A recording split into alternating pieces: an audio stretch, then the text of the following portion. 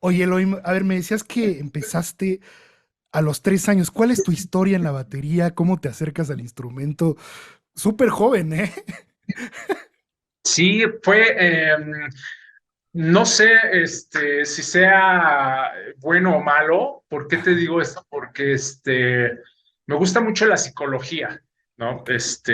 Porque me gusta como saber por qué empecé, por qué escogí la batería, por qué, porque no ha sido, estos 45 años no han sido cosas padres, ¿no? O sea, tiene de todo, ¿no? Y como te decía, es parte del aprendizaje, pero hay veces que yo me he cuestionado si realmente tenía que haberme dedicado a la música, porque he tenido muchos problemas, ¿no? Eh, y pues de eso tiene que ver el por qué, ¿no? Mi mente, qué pasó desde el inicio, ¿no? Entonces, cuando yo, yo nací, gracias a Dios no tenía televisión en el Ujú. cuarto, teníamos un cuartito muy chiquito, mi papá, mi mamá y yo soy hijo único, este, y mi papá trabajaba en una fábrica de licuadoras, Ok. muy joven, y trabajaba en el rastro cargando reses, pues para ganar dinero, era un adolescente. Entonces, cuando llegó toda esta ola de rock and roll, tanto americana como europea, estoy hablando más o menos como los 70, 60, 70, mi papá y mi mamá, pues escuchaban mucha música, y pues mi papá se volvió loco en el buen sentido de la palabra, de ya no me quiero dedicar a la fábrica y a cargar, ir al rastro y a cargar reses ni nada, o sea, me quiero dedicar a la música.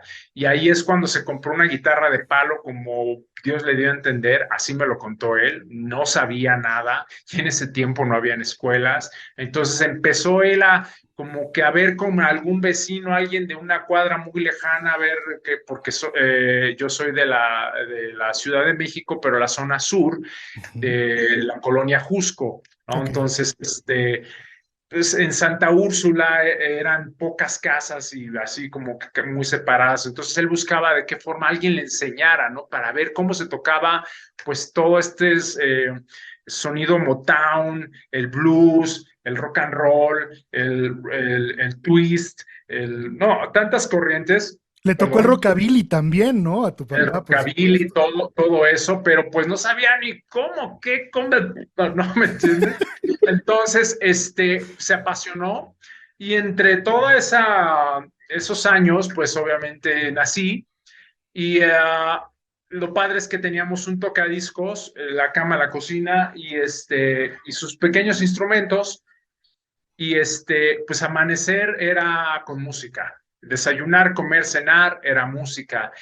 Dormirnos era con música. La meditación que hacíamos, pues era con música. Y el verlo ensayar, pues verlo cómo se aferraba, y que ahí empezó a tener algunos amigos, pues también de, oye, hay alguien, conoces a alguien que toque la batería y alguien que toque el bajo, y vamos a empezar pues a hacer ruido, ¿no? A ver qué hacemos.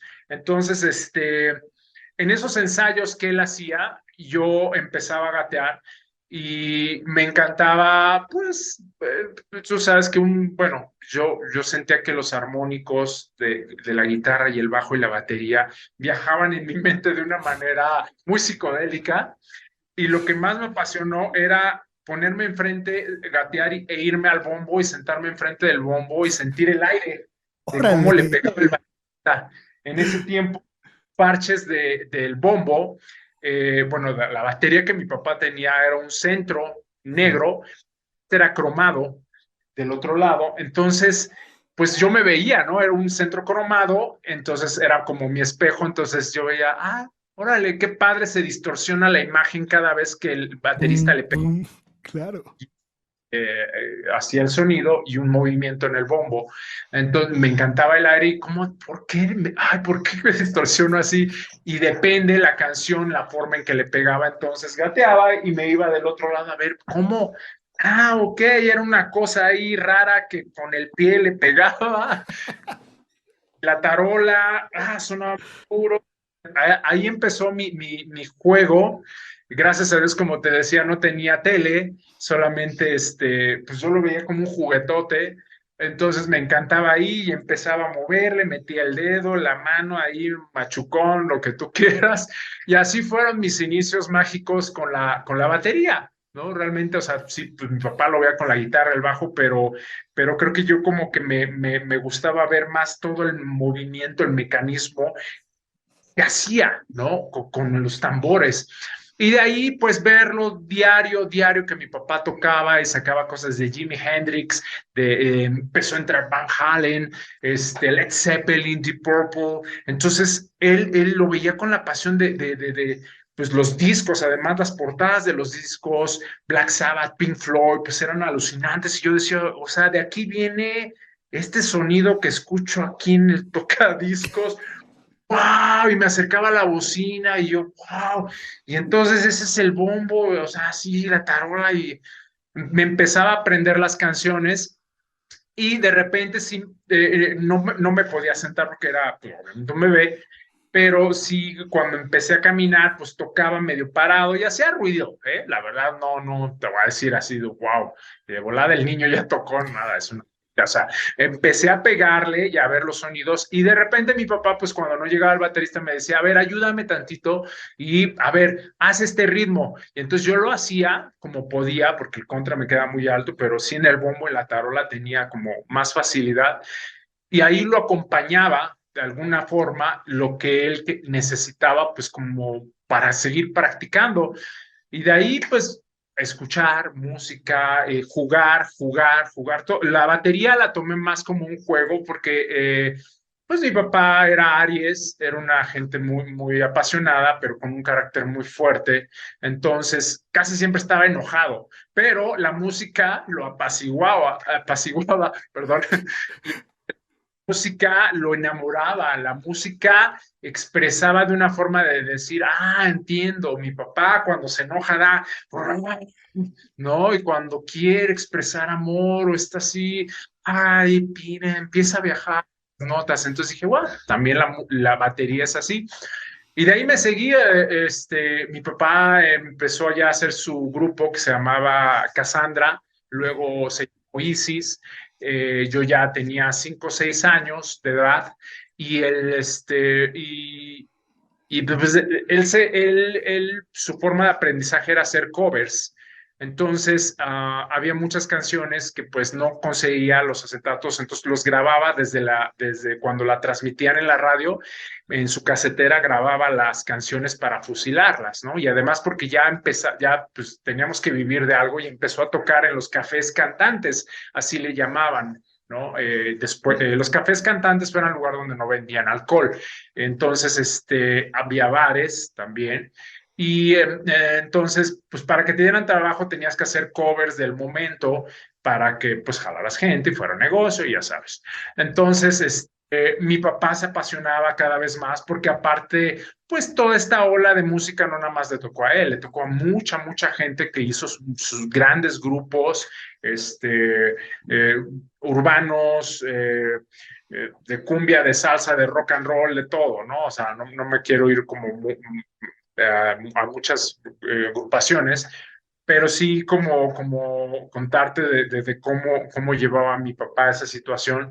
Entonces había grandes bandas que hacían unos covers fenomenales, pero mi papá no se quería quedar atrás, entonces era práctica y práctica, pero de repente sufría con el bajista y el guitarrista, perdón, el baterista y el bajista, porque pues ya sabes, como te decía, hay gente que se apasiona y le gusta hacer bien las cosas, o hay gente que le gusta hacer algo nada más por relajo. Entonces sus músicos veían que captivaban más a las mujeres, entonces ya como que les gustaba más emborracharse, la fiesta, el cotorreo, y ya no le dedicaban tanto tiempo a tocar bien el instrumento y a hacer un buen cover.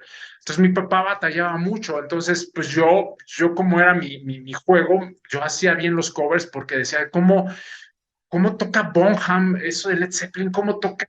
Ian Pace, The Purple, como Kid Moon, Ringo Starr, como, no, o sea, son grandes bateristas. Y yo decía, no, es que no puedo, ¿cómo?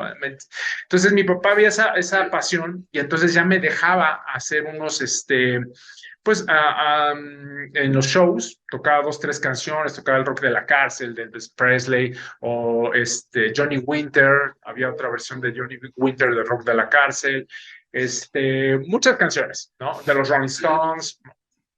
Entonces de repente, pues, mi papá pues corrió a más de 10 bateristas y en un momento teníamos que entrar a un lugar donde pagaban muy bien. Además, eso fue una época dura donde estuvo un concierto masivo donde alguien dijo algo en contra del gobierno y esto pues se transmitió en la radio y cerraron la puerta al rock and roll.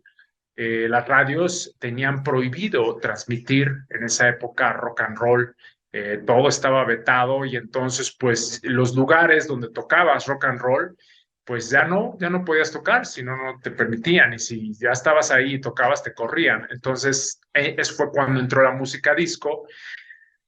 Donna Summer, Pat Benatar, no sé, Olivia Newton-John, o sea, toda esa onda de música disco. Y ahí es donde mi papá, pues nos quedamos sin trabajo y había un lugar, pero nos dijeron, pues solamente pueden tocar música disco. Entonces, mi papá acaba de correr al baterista y mi mamá le dijo, oye, pues tienes a tu hijo que se sabe, pues todo lo que tocas y a él le encanta, pero pues, sí, el problema es que pues era un niño de 6 años de edad y pues en centros nocturnos pues estaba prohibido. Entonces, mi papá fue al sindicato de músicos de la Ciudad de México y pidió un permiso. Y en ese tiempo estaba Venus Rey, ¿sí? El jefe de los músicos, bueno, en el sindicato, el presidente del sindicato de músicos, y me hicieron unas pequeñas pruebas para ver que realmente tocara la batería, ¿no? Entonces no hubo problema y me dijeron, adelante, pues les damos este permiso, pues cada año lo tienen que renovar. Y con eso, entre 6 y 7 años, yo ya entro profesionalmente a tocar con mi papá y a la banda Isis, a ¿Y con ese tocar. permiso ya podías tocar en lugares nocturnos, Elohim? Podía tocar, Ok, sí, ya órale. porque pues demostrábamos que realmente no teníamos otro trabajo más que la música para sobrevivir, para comer, ¿no? Realmente también ese era el punto, ¿no? De que a mí me preguntaron, realmente, ¿por qué vas a ver que vas a tener problemas en la escuela o cosas así? ¿Sabes por qué lo estás haciendo? Y yo les dije, sí, era para ayudar a mi papá porque no nos alcanzaba para comer. Y esto era una oportunidad, pues, para ganar dinero de una buena forma y con una pasión, ¿no? Que tenía mi papá. Entonces, de esa forma me dejaron trabajar. Obviamente iban los clásicos inspectores del sindicato a verificar cualquier cosa o ya sabes, ¿no? Pues un niño, ¿no? Es muy fácil alcoholizar y en ese tiempo no sé qué drogas había, pero pues era muy fácil, pero digo, nunca hubo problema. Hasta el momento yo no lo tomo alcohol, o sea, no me drogo de nada, o sea, lo único que me encanta es el café. Bueno, el vino tinto cuando hay que, con una buena carne en familia o con amigos, vino tinto, pero de ahí en fuera nada, ¿no? Entonces no había nada que preocuparse, ¿no? Más bien que de que el niño durmiera bien sus horas, siguiente ir a la escuela. Pero de ahí me seguí para el Real hasta ahorita que me ves aquí en el rock and roll.